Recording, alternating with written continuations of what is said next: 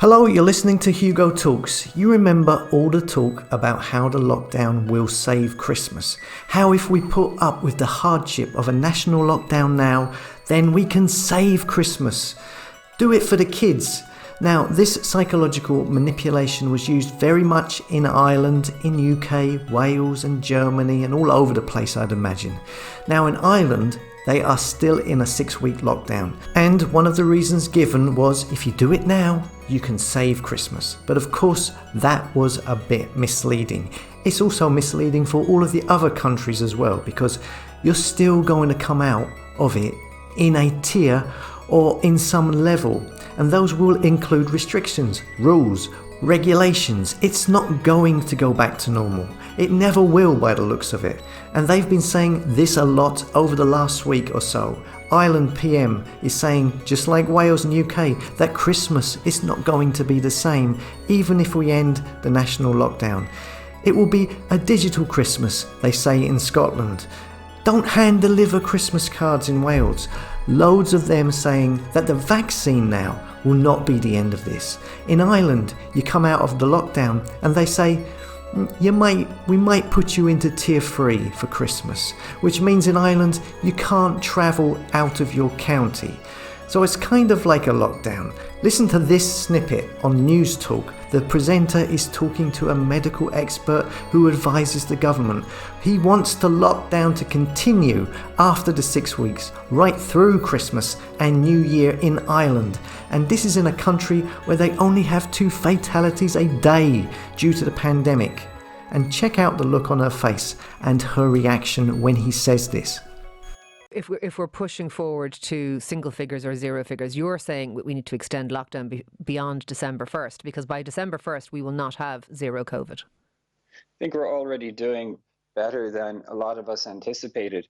And so we'll have to see how they progress. I think certainly going at least a few weeks beyond December 1st would be in everyone's best interest. I don't think we've been communicated reasonable expectations from the government on what our Christmas is going to be like. It's certainly not going to be anything like the Christmases that we normally have anyway. And Kira, the important thing is we're all in lockdown now. We're paying a heavy price anyway. We want to make sure that we get the right benefit from it. We won't be getting that if we have another lockdown in January. But hold on. Because what you're saying is we should, what I'm taking from what you're saying is we should extend lockdown. So instead of coming out of it on December 1st, you're saying let's go for another few weeks.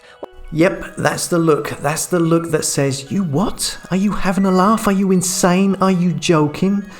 So this fallacy of save Christmas is a load of bull. It's more, do as we say and we will allow you to have a semi-lockdown Christmas. But maybe not. I see that in the UK today, they are ramping up their restrictions for when they come out of lockdown in December. Even if they do that, saying that they are going back to the tier system, but they're introducing a new tier 4, which will have even more stringent rules. The truth of the matter is, there's no option given for going back to just normal. Hence the mainstream brainwashing catchphrases, the new normal. There's no mention of when you can stop wearing masks. There's no talk of what needs to happen to what numbers to make them acceptable so that you're not going to be in any tiers or levels. And there's no info for any of this because, well, they have no plans of ever coming out of this situation. The UK has spent 333 billion so far on the pandemic and have stated they will be testing everyone in the UK once a week by the start of next year, with health passport IDs and all sorts. This is all stated under the Operation Moonshot. This is just the beginning of the Great Reset, which is from the World Economic Forum in partnership with the United Nations. They basically want to change everything, the way you live your life. I'll put a video at the end of this to explain all of that in more details, but these organisations have openly stated that this pandemic is their best opportunity to do it. And this doesn't sound like a great deal to me. It sounds like the 1% richest companies in the world shutting down and restricting the 99% of the rest of the world. So what can we do about it? I have to be careful what I say, but there is clearly no intention of this ever ending, and the less resistance that is put up, going by what's happened so far, the more freedoms will be taken, and the quicker they will do it, and that's how it appears to me. Or am I just talking a load of crap? What do you think? Leave your comments below, and don't forget to subscribe, and here's a video explaining what the Great Reset is all about.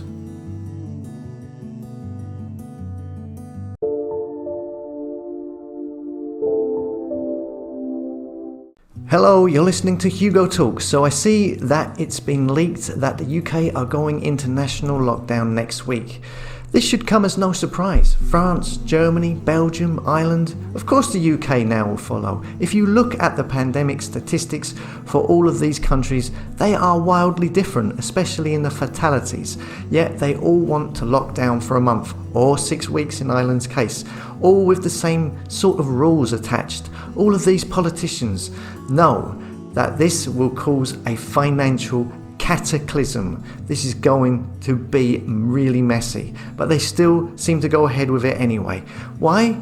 Well, it seems you can't make a new omelette without breaking some eggs. And this seems to tie in with the World Economic Forum's The Great Reset, which pretty much doesn't hide the fact that they want to reset the world. They have stated they wanted to take the crisis and use it as an excuse to reset everything.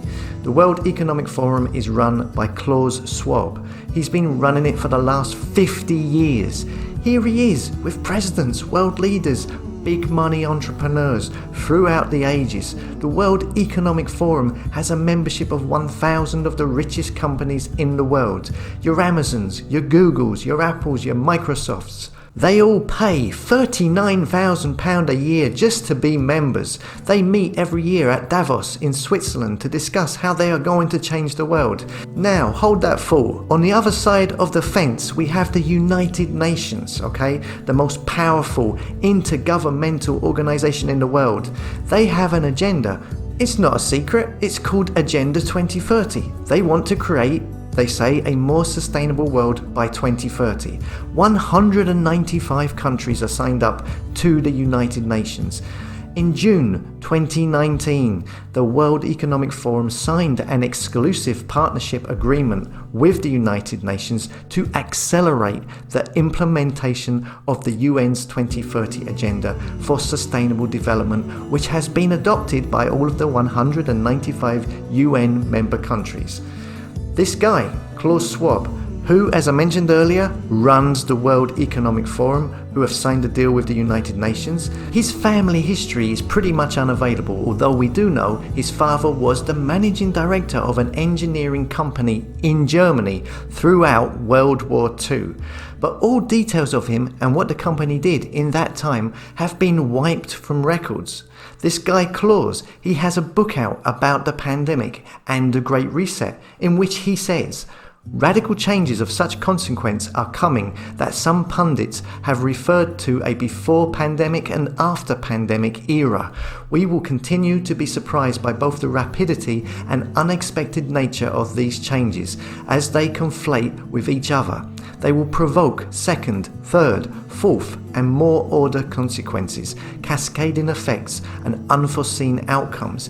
In so doing, they will shape a new normal, radically different from the one we will be progressively leaving behind. Many of our beliefs and assumptions about what the world could or should look like will be shattered in the process, he says in his book. The World Economic Forum have videos on their website talking about how huge amounts of the public in the world will have to retrain if they want to live in this new normal. By 2025, companies expect to displace roughly 6% of their total workforce. 1 in 2 workers will need reskilling, and those remaining in their current roles will need to update 40% of their skill set to adapt to the changing labor market. I'm trying to keep this concise, but all of these countries take orders from the United Nations. It looks to me like this is what is happening right now. So what happened about democracy? Was there ever any democracy in the world? We don't seem to have a choice about these massive changes coming down the line. They are being forced on us, and by the looks of it, they're being forced on us in a very duplicitous way. As always, thanks for listening. Don't forget to like, comment, and subscribe.